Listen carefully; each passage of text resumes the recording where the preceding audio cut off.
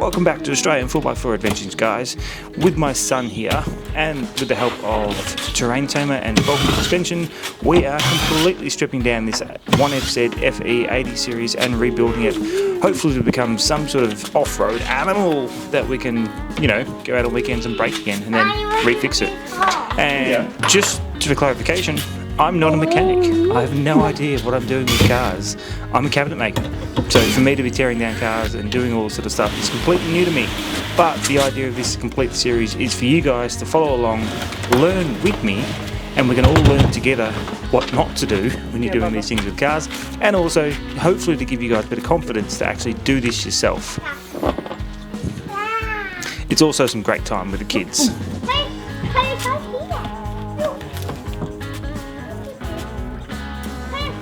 Okay, so there's been a little bit of a development.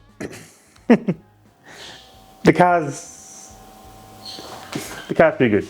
Alright, so I'd done a compression test. So I took the car apart. Well, I took the spark plugs out. Done a couple of things there, so I'll show you that. So, super simple. It was just basically take off the coils, or the take off the leads, take out the spark plugs, air filter out of the way, air hose out of the way, and that was pretty much it for there.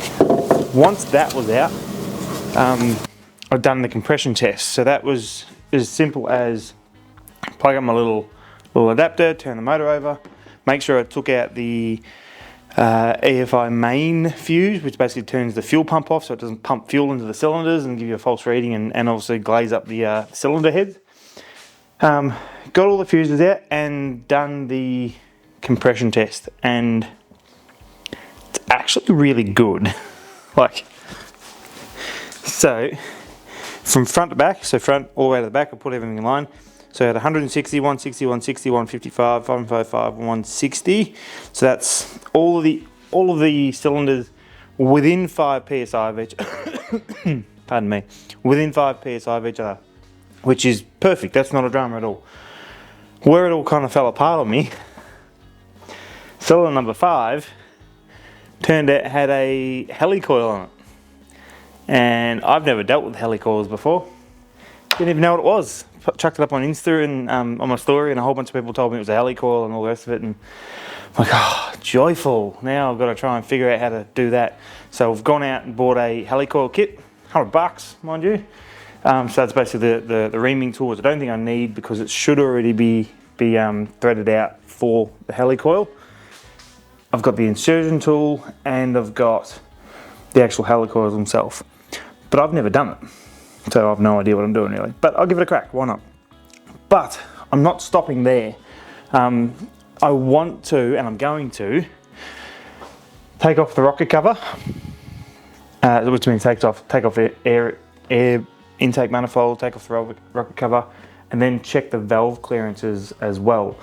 So checking the valve clearances, I reckon I can do. It's if they need adjusting or different shims, that's when I reckon I might run out of talent. Because everyone's telling me that these things are a right pain in the ass to do shims on, adjusting. So I'm not sure what I'm going to do if it does need doing.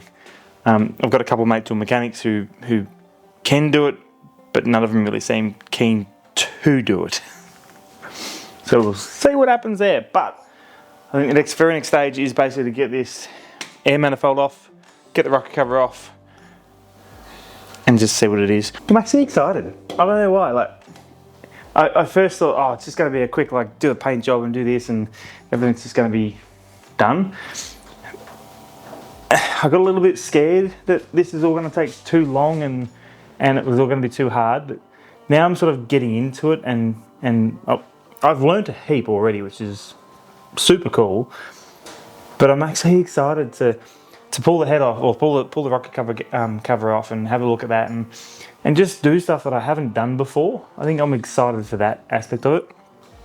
Granted, this is the second car for me, so if it sits here for 6 months and does nothing, then it's no skin off my nose. I've got Betty to drive around and install, so we're good. But if this was your only car, probably a different story. You'd probably send it to a mechanic if you didn't know what you're doing. You don't really have the time or the luxury of time to learn like I do with this one. So I'm excited. Let's tear this apart. So here I'm actually checking the valve clearances with the feeler gauges. There's different gaps that you have on the inlet and the exhaust side. I did actually talk about this when I was filming it, but for some reason the audio didn't work. So, welcome to VoiceOver Steve. And that's mostly it, really. All of the valves are actually really good except for one, so they're all within tolerance except for one, which is I think on cylinder number 3, which you can see me doing just a second ago. And I spoke to a couple of mechanics, and for what they were saying, all good.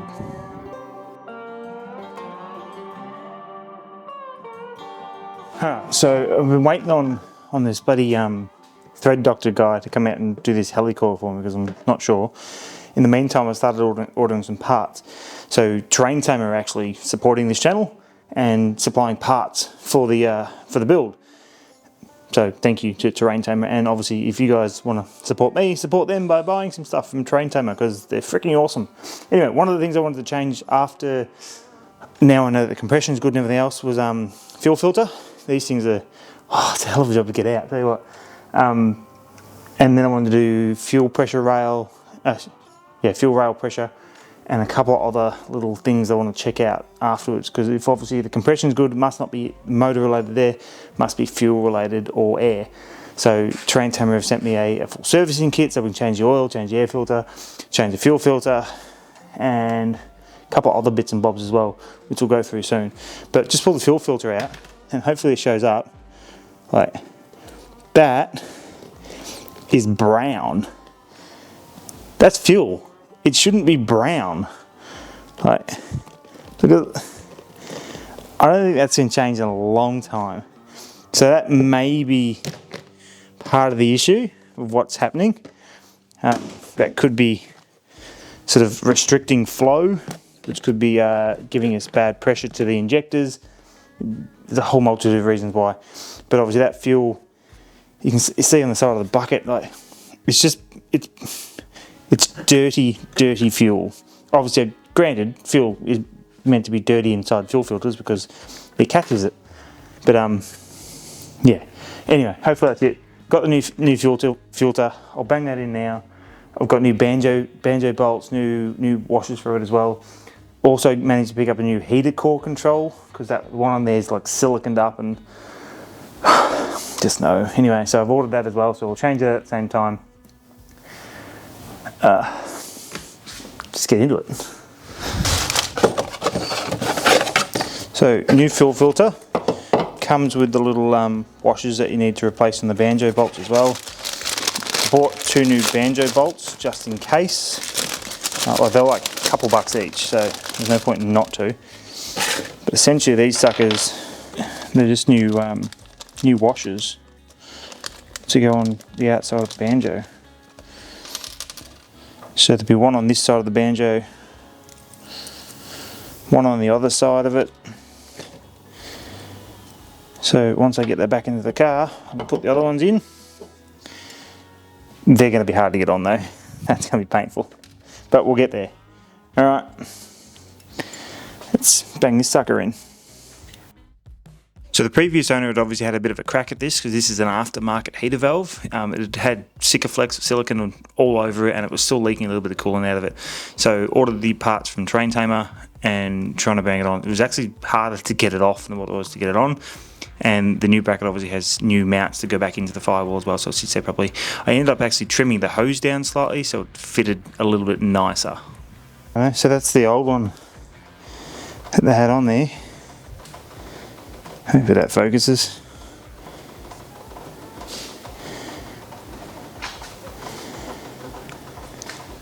Versus the genuine one. Like, they're completely different units. Like the fact that this actually comes with mountings to go into the firewall tells you that it's the right one. Versus this hunk of crap. That's all rusty inside. And the actuator arm that's meant to control, I think that's meant to move, swivel, which controls flow for the heater. Oh yeah, well this one does exactly that. So it opens and closes it based on the heater. So that's been shot for a while, I think. So it's just constantly running. It's open, so it's constantly running hot through the heater. So there's a new one back in place already. You can see here I swapped between a couple different sets of pliers. I don't know if there's meant to be a good set of pliers or a particular type of set of pliers that are really good for those clips that go over the hoses that are just all clamps. I don't know if there's like a particular set of clamp pliers that you can buy, but I had to swap between a couple different sets to sort of be able to get the angle and be able to hold it nicely. So if there is something that's specific for that type of use, because I'm going to be doing a fair bit of this from now on, obviously put it in the comments down below and let me know what they're called and I'll have a look at it. Started from this point here to start chucking, or obviously put the rocket cover back on before, started chucking back on the inlet manifold as well. That hose was in the wrong spot, it was giving me grief the whole time. So got into chucking the inlet back on, managed to sort of wiggle it down eventually. It did take me a little bit of time. There was new gaskets there as well, which came from Terrain Tamer. And my God, for an inlet manifold, there are so many hoses to reconnect with this thing. Obviously vacuum is so important with these motors and a lot of petrol motors. So making sure all the hoses were connected were critical. So contrary to what it may look like to some of you, others of you will know full well that I have no fucking idea what I'm doing.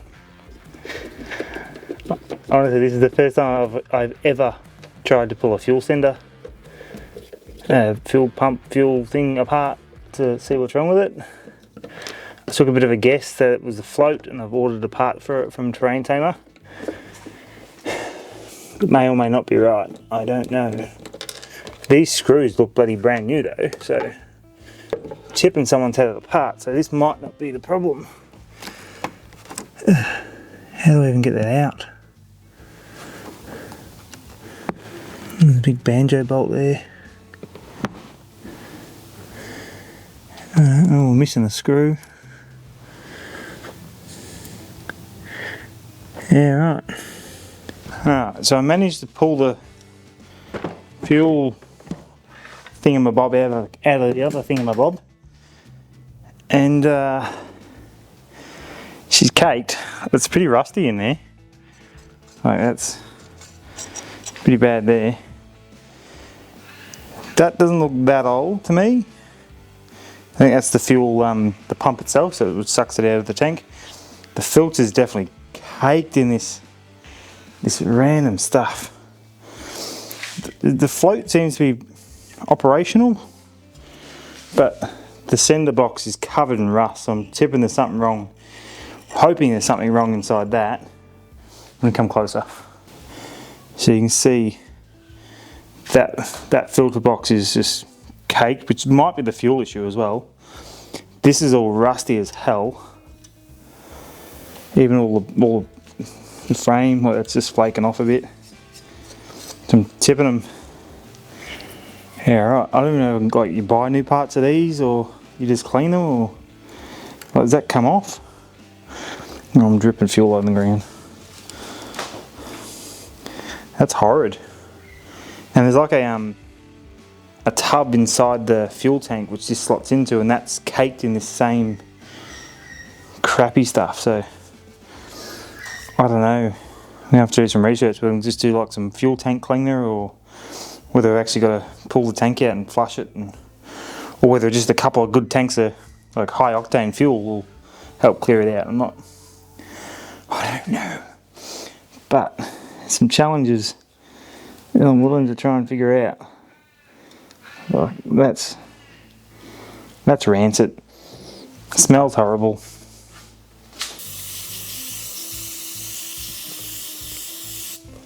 Definitely clean it up. A lot of stuff still coming out of it, but it's cleaning. Right.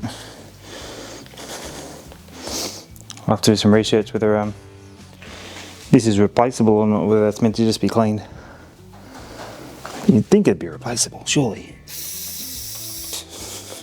Thing's gonna bloody run on brake cleaner when it starts up. That's heap cleaner. It's not perfect. Oh, Jesus Christ. Let's get rid of that.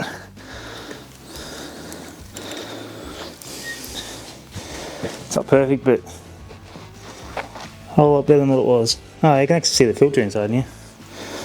That's pretty good. That seems to have been pretty good actually. Alright, let's try and get this assembly off. See if we can put it back in.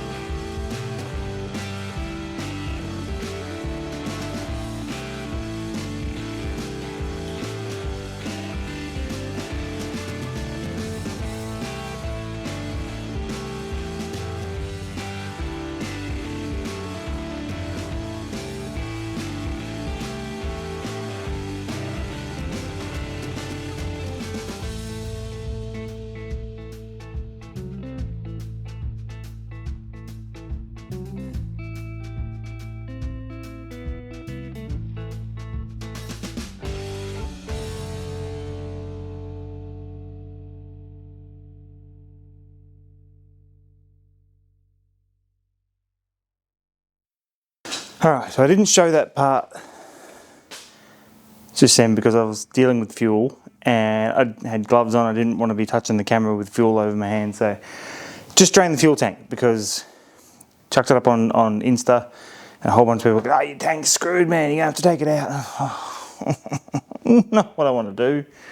But I've drained the tank now I've had a look at it. It's actually not as bad as I first thought. There was a layer of sludge in the bottom of the tank, which I got it in two sections. The first part came out and it was crystal clear fuel, so I put it in the jerry. I'm going to use that in the lawnmower because I'm a tight ass, so why not? Once it got to a point where it started to stop the drain a little bit, I got in there, whooshed it all around with my hand, with gloves on, and stirred up all that sludge. That's what's in the container now. So that's it there. Like, it's a lovely poo brown fuel and it's bloody horrible. It stinks.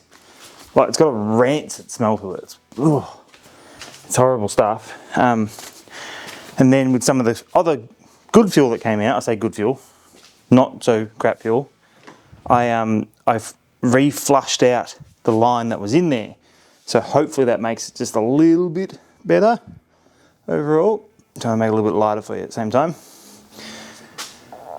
So have a look inside the fuel tank now. It's not as rusty as I first thought. Still a bit of crap in there, but I reckon I've got all the sludge parts out. It's just a little bit of dirty fuel left.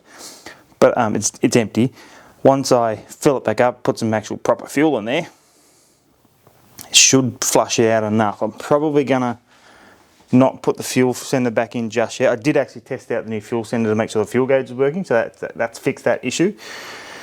I'm probably gonna order a new fuel pump and filter just to be sure. Because I don't know what the condition is, and for the sake of a little bit of money while it's already out, I'm better off just getting on a terrain tamer. They can send me out a new fuel filter and pump, change them over, and that way I know that's eliminated as a possibility of an issue of what could be going wrong with the car.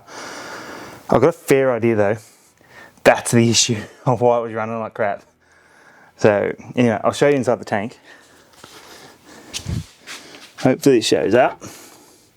You can see there, like, it's still got that tiny bit in that reserve section, but everything else, hopefully it shows up, it's actually not that bad.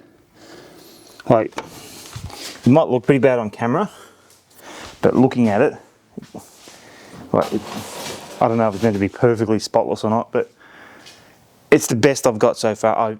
You can't buy these tanks new anymore. Second-hand ones are next to non-existent. And you don't know the condition of the ones that are available. So I'm just sort of sucking and seeing with what's there. So I'm just looking at, I just realised I've got resident redbacks that live in the car. I just seen one crawling up the window. Where'd he go? There was a giant one under the car before and I sprayed it. Now I don't know where this sucker's gone. Nah. Yeah, this car's just covered in cobwebs. It's pretty horrible. Oh, hold on, there he is. Oh no, it's a dead one. No, it's not him, it's a different one. Anyway, so I'm going to go spray the car now with bug killer because I hate redbacks. But, so that might be the fuel issue sorted, maybe. I'll get some parts in, change them out, bang them in. And it's still waiting for this bloody thread doctor guy. I want to finish the episode with the car running again. But, I don't know, if it takes much longer, I'm just going to have to finish it almost here. Put an episode out, and then maybe the next episode we'll get the car running. And hopefully it's fixed. Hopefully that has fixed the issue. Don't know. Alright, let me clean up. Alright, so it's been about a week and I've been trying to get this bloody thread doctor guy to come out. He's just either too busy, doesn't want to do the job, whatever. Anyway, so things are escalating ever so slowly, very fast. Went out and bought some actual helicoils, hopefully the right size. They feed onto the spark plug right, so I'm fairly sure they are. And from the best I could look up, I've got it right, I think.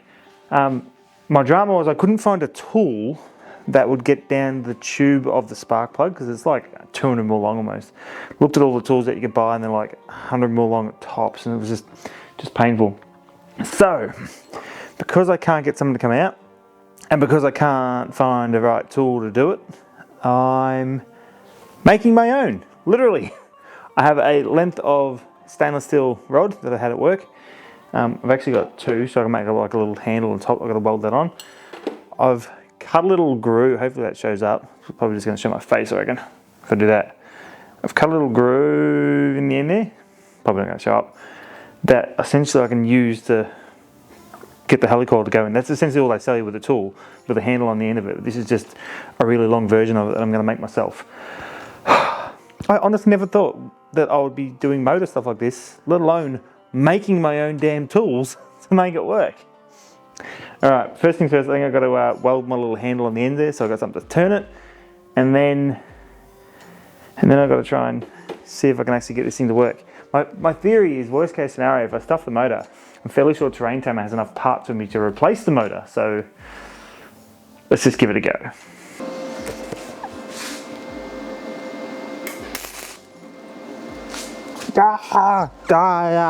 Bloody burned me foot. Stupid thing.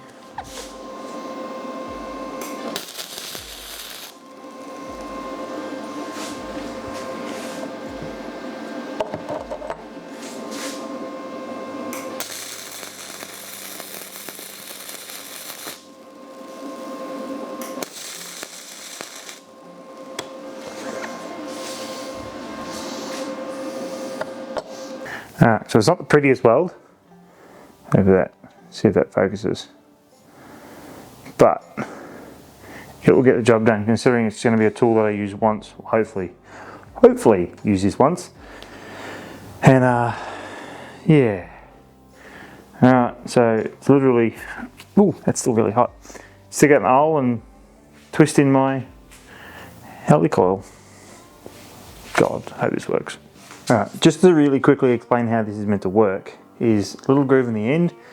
Helicoil is that, if it's focuses, there you go. So it's got little circle in there, and then, yeah, so essentially it goes in that way. You put your little groove onto your tab, there, feed it down the hole, and then obviously you apply pressure, and it's stretching the spring as it goes. So it's essentially sort of doing that, where it wants to stretch the spring to make it fit within the existing thread. Once that's in, essentially you take this out, turn it sideways, and then you break off that little tab that's on the end there, and then because there's a little sort of groove where it would snap, and then it's a matter of trying to fish that broken bit out. That's what I didn't want to do. That's what I'm worried about. Don't know. Shitting myself here. Really I am. This stuck in. Feed him down the hole. Alright, so there's light amount of pressure going down.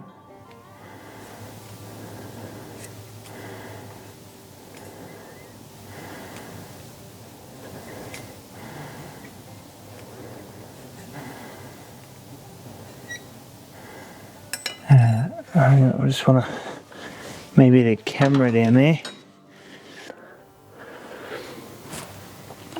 It's just a matter of see if I can get my head in there. It's all a slight lip there.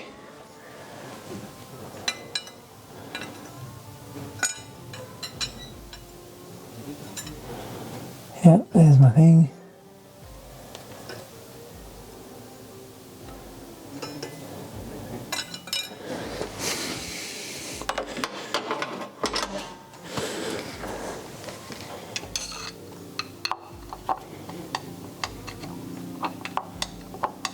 I can't feel a lip anymore.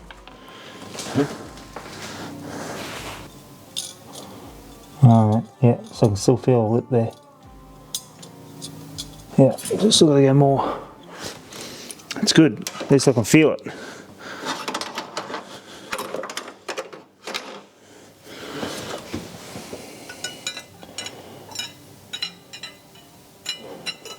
There it is.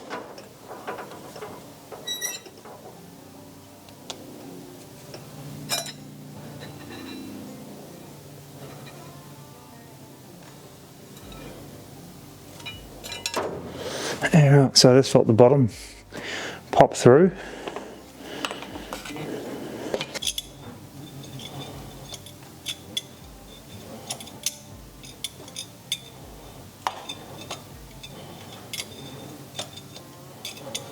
Yeah, definitely no lip there. Just hoping I didn't push it too far through.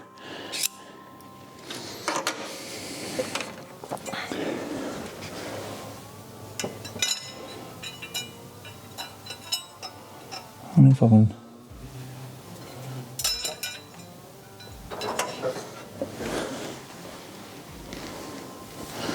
So I don't know if that just broke it off.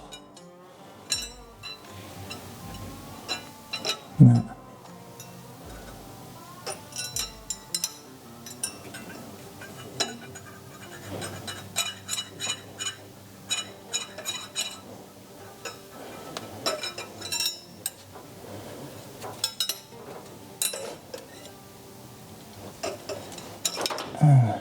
Right. I think I'm ruining this. Yeah, I'm actually ruining this. Okay, so managed to get the helicoil and the spark plug in, kinda. It's not perfect, but it's the best I can do for now. I'm going to see if I can still get into this third doctor guy down the track, and hopefully he can come out and rectify my bad helicoil installation. The little tab on it, for the best I could see, it didn't actually break off, it just sort of bent down, and the spark plug sticks down like another 40 or 20 mil past that anyway, so I don't think there's any risk of falling off, and best I can tell. Spark plug's in, but it's sitting up like 5 mil higher than what it should, so I think the helicoil's not all the way in, but because the tab's bent over now, I can't get it all the way in, so I'm kind of screwed. But screw it, I'm going to start the car, because I want to, and I'm over it, and I want to get the car running so I can get it down to the bloody shop to get a road wheel on it, so at least I can get some rego on it, so if I have to take it somewhere to get something done, at least I can drive it somewhere, rather than being stuck here the whole time or having to get a tow truck or... Anyway, so airbox is back connected back together, all the spark plugs are hooked up. Let's turn it over, see what happens. I'm kind of freaking out, like, please don't blow up, please don't blow up, please don't blow up. Hey! Oop, rough.